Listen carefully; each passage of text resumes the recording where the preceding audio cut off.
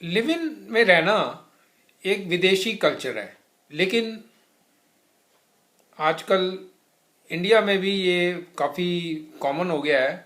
लोग सोचते हैं कि शादी करने की ज़रूरत ही नहीं है, हम एक दूसरे को समझ भी जाएंगे, साथ रहना शुरू कर देते हैं और कोई जिम्मेदारी भी नहीं होगी, कोई कमिटमेंट नहीं होगी। तो देखेंगे आगे चलेगा तो शादी कर लेंगे, नहीं अगर संबंध आपस में सही रहे तो नहीं करेंगे। तो इसलिए वो शुरू कर लेते हैं लिव इन में रहना। लिव इन रिलेशनशिप एक फैशन बन गया है आजकल भारत में, लेकिन इससे कितना नुकसान है, कितना खतरनाक हो सकता है लिव इन में रहना, खास तौर पे मर्दों के लिए, आज मैं बात करूंगा इस बारे में। मैं हूं प्रोफेसर अशोक अरोड़ा। एक हफ्ते पहले की खबर है, चौंका देने वाली खबर है, दिल्ली के बलजीत नगर से। क्या हुआ, बलजीत नगर में एक परिवार है। उस परिवार में हस्बैंड वाइफ थे, बच्चे थे, लेकिन वाइफ की 3 साल पहले डेथ हो गई। तो हस्बैंड ने क्या किया, हस्बैंड ने एक किसी और औरत के साथ रहना शुरू कर दिया। वो उनके घर आती थी और उसके भी बच्चे थे, इसके भी बच्चे थे, जवान लड़का लड़की थे, उसके भी बच्चे थे छोटे। तो वो इसके साथ रहना शुरू कर दिया उसने। तो 3 साल तक रहे साथ में। रहने के बाद वो औरत और इस आदमी के बीच में झगड़े शुरू होने लग पड़े पैसे को लेकर। इसकी आदमी की एक बेटी थी, इसने अपनी बेटी की शादी करनी थी, तो उसको उसके लिए भी पैसा चाहिए था। और वो औरत इससे डिमांड करने लगी कि मेरे नाम 5 लाख रुपया तू कर दे या मकान मेरे नाम कर दे। इसने जब मना किया, इसका भाई भी साथ में रहता था, भाई के बीवी बच्चे भी रहते थे, तो उनका भी परिवार था। तो इसने मना किया कि मेरे पास तो पैसे नहीं है, मैं नहीं दे सकता, ना मैं मकान दे सकता हूँ। तो वो धमकी देने लग पड़ी कि मैं तुझे रेप के इल्जाम में अंदर कर दूंगी। तो वही हुआ, इसने औरत ने इसके ऊपर रेप का केस डाल दिया और पुलिस ने इसको जेल में बंद कर दिया। 25-26 दिन ये जेल में रहा और जेल में रहने के बाद जमानत पर ये छूट कर आया। इसकी बेटी की शादी थी, तो शादी कर दी अच्छी तरह से।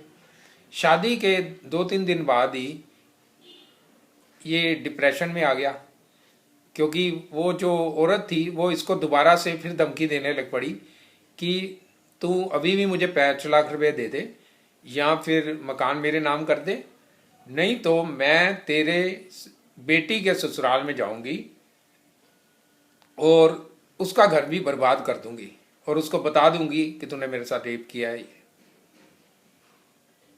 तो ये व्यक्ति बहुत परेशान हो गया। परेशानी में आकर इसने क्या किया, इसने जो फिनाइल की बोतल है वो पी ली, तेजाब पी लिया इसने और इसकी डेथ हो गई। तो परिवार पूरा ख़त्म हो गया इसका। बीवी पहले मर गई थी, ये भी मर की, इसकी डेथ हो गई। तो देखा आपने कि लिव इन में रहने का क्या नतीजा हुआ, जान भी गई और बेटी का भी अब रो रो के बुरा हाल है, इसकी भाभी है वो भी रो रही है। तो पूरा परिवार ही इनका बर्बाद हो गया।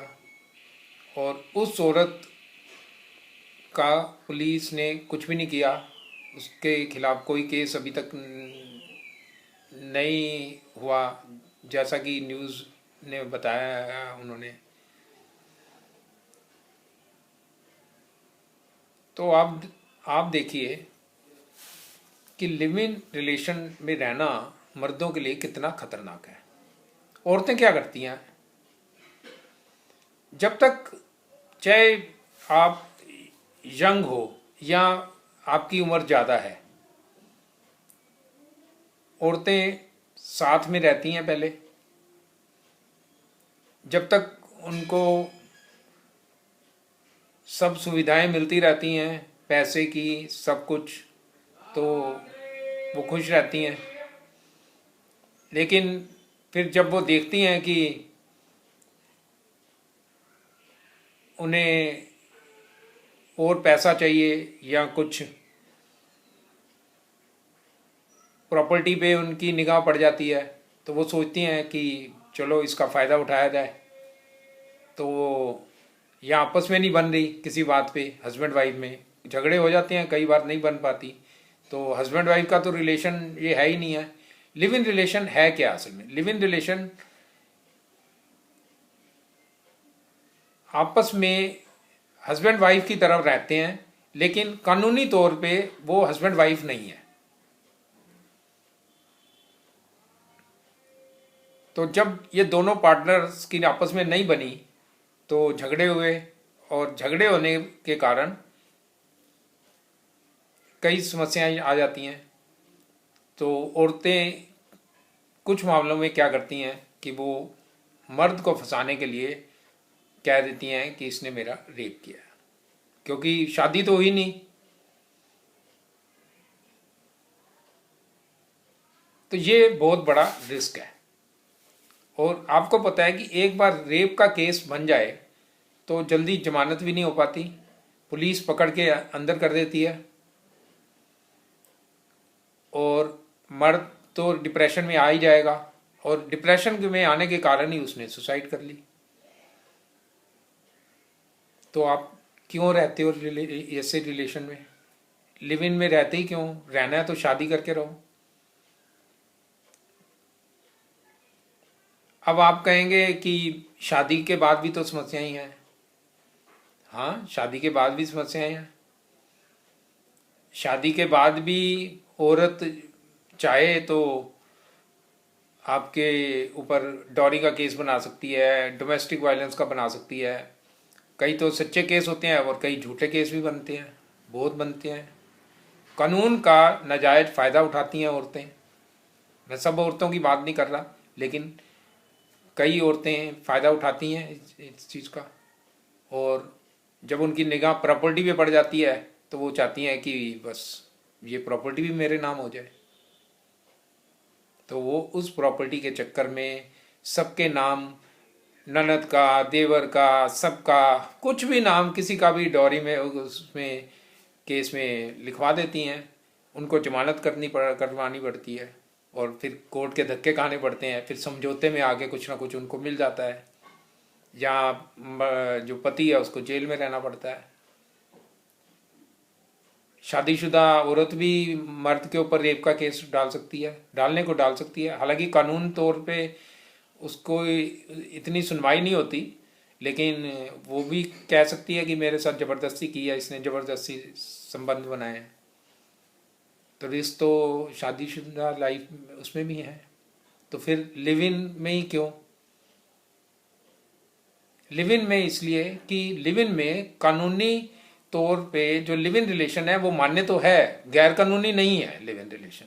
लेकिन लिव इन में जो पार्टनर, दो पार्टनर साथ में रह रहे हैं, उनको हस्बैंड वाइफ जैसे जो सुविधाएं हैं जो कानूनी तौर पे मिलनी चाहिए वो नहीं मिलती। जैसे कि हस्बैंड वाइफ में तो वाइफ का भी हक होता है प्रॉपर्टी के ऊपर, जो हस्बैंड की प्रॉपर्टी है, और हस्बैंड का भी हक बन जाता है वाइफ की प्रॉपर्टी पे, दोनों का हक बन जाता है। लेकिन उसमें लिव इन में नहीं होता। हालांकि कुछ सुप्रीम कोर्ट में केसेस आए हैं कि जिसमें लिव इन रिलेशनशिप में लोग काफ़ी लंबे समय से रह रहे हैं, जैसे 25-30 साल से लिव इन में रह रहे हैं या 15 साल से रह रहे हैं, तो उसमें कोर्ट में ऑर्डर किया है कि इस लिव इन को शादी की तरह ही माना जाए और इसमें अब मर्द हर हस्बैंड को खर्चा भी देना पड़ेगा। डोमेस्टिक वायलेंस का केस तो दोनों में ही हो सकता है। डोमेस्टिक वायलेंस जो है, जो घरेलू हिंसा है, वो औरत शादी में भी लगा सकती है और लिव इन में भी लगा सकती है, दोनों में सुनवाई है उसकी। तो औरत को फायदा, चाहे वो लिव इन में रहे चाहे वो शादी में रहे, उसको फायदा दोनों तरफ ही है। मर्द को फायदा नहीं है। मर्द को शादीशुदा में तो थोड़ा फिर भी कुछ बेनिफिट है कि उसके वो कानूनी तौर पे मान्यता है, लेकिन क्योंकि वो रेप के इल्जाम से बच सकता है, लेकिन लिव इन में ऐसा नहीं है। लिव इन में अगर वो रहता है तो उसके ऊपर रेप का इल्जाम कभी भी औरत लगा सकती है। तो अगर आप मर्द हैं, आप चाहते हैं लिव इन में रहना, तो फिर तैयार रहिए कि जब तक आप औरत की बात मानते रहेंगे ठीक है, नहीं तो कभी भी वो रेप के इल्जाम में आपको फंसा देगी। तो तैयार हैं क्या इस बात के लिए? अगर तैयार हैं तो बड़ी खुशी से रहिए लिव इन रिलेशनशिप में। अब बात करते हैं औरतों को। औरतों के साथ भी प्रॉब्लम, वायलेंस होते हैं जो लिव इन में रहती हैं। कई केस आए हैं जिसमें जो लड़की है उसने पहले लिव इन में रह रही है, लेकिन मान लीजिए वो प्रेग्नेंट हो गई, या उसे लगा कि नहीं अब तो मुझे इसकी प्रॉपर्टी पे भी चाहिए, हक चाहिए, तो मैं अपना परिवार भी बढ़ाना चाहती हूँ, तो मैं शादी करना चाहती हूँ। तो वो जब मर्द को कहती है कि तू अब मेरे से शादी कर, तो मर्द मना कर देता है कि मैं शादी नहीं करूँगा, हम तो लिव इन में ही रहेंगे। इस बात पे झगड़े शुरू हो जाते हैं। और कई बार तो मर्द जो क्रिमिनल माइंडेड के होते हैं वो मर्डर तक कर देते हैं। कई केस आए हैं जिसमें मर्दों ने औरतों के, अभी एक और रिसेंट केस आया था जिसमें उसके टुकड़े टुकड़े कर दिए थे औरत के। उसमें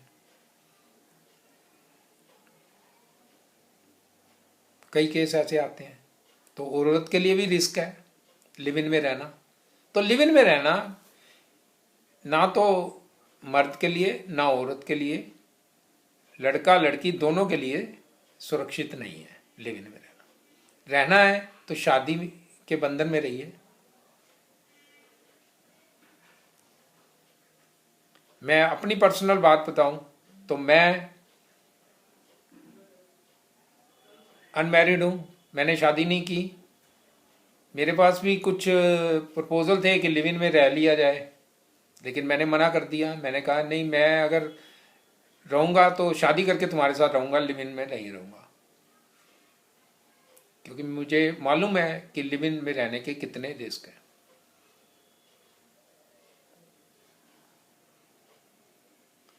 बाकी लाइफ आपकी अपनी है, आप अपने आप डिसाइड करिए कि आपको कैसे रहना है। और पेरेंट्स जो मेरा इस वीडियो देख रहे हैं वो भी देख लें कि आजकल आप अपने बच्चों को इतनी छूट ना दें कि पेरेंट्स क्या करते हैं, बच्चों को बाहर भेज देते हैं, इंडिया से बाहर भेज दिया या कहीं दिल्ली से बाहर भेज दिया, कहीं भेज दिया, और उनके ऊपर कोई वॉच नहीं है, कुछ कंट्रोल नहीं है कि वो कहाँ रह रहे हैं, क्या लिव इन में रह रहे हैं, ये कैसे रह रहे हैं, उनको पता नहीं है। और वो पूरा ध्यान रख नहीं पा रहे। तो उनको भी चाहिए कि अपने बच्चों को बताया जाए कि अगर आपको कोई पसंद है आप उससे शादी कर लीजिए, लेकिन लिव इन में ना रहिए कृपया। ये आप अपने बच्चों को समझा सकते हैं। और जो बड़ी उम्र के हैं वो भी कई बार पत्नी की डेथ हो जाती है, तो वो सोचते हैं कि चलो कोई नहीं। अब इस केस में जो अभी मैंने बलजीत नगर का केस बताया, तो इसका जो वीडियो न्यूज़ था, यूट्यूब पे वीडियो था, उसमें कई कमेंट्स आ रहे हैं। उसमें कुछ लोग उस मर्द को जिसने सुसाइड कर लिया उसको ही कह रहे हैं कि इसकी गलती है, क्यों ये रहता था लिव इन में, जब इसके परिवार है, बच्चे हैं, तो क्यों किसी दूसरी औरत को साथ में इसने रखा हुआ था, उसके भी बच्चे रह रहे थे, क्या जरूरत थी इसको। तो वो इसको गलत ठहरा रहे हैं। कुछ लोग उस औरत को गलत ठहरा रहे हैं कि उस औरत ने गलत किया, कुछ दोनों को गलत ठहरा रहे हैं।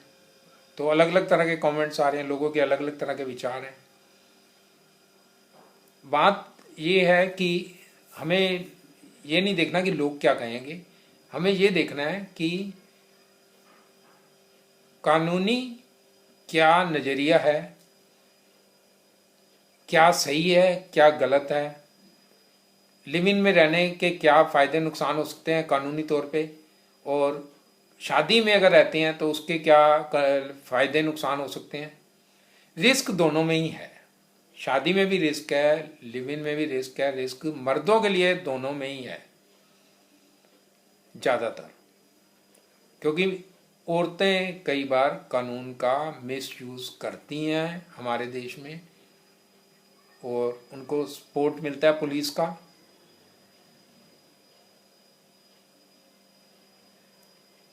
इसलिए मेरी बात का आप ध्यान रखिए, नोट करिए इस बात को। अगर आप मर्द हैं तो सोच लीजिए कि लिव इन में रहना कितना खतरनाक आपके लिए हो सकता है। आज के लिए इतना ही, नमस्कार।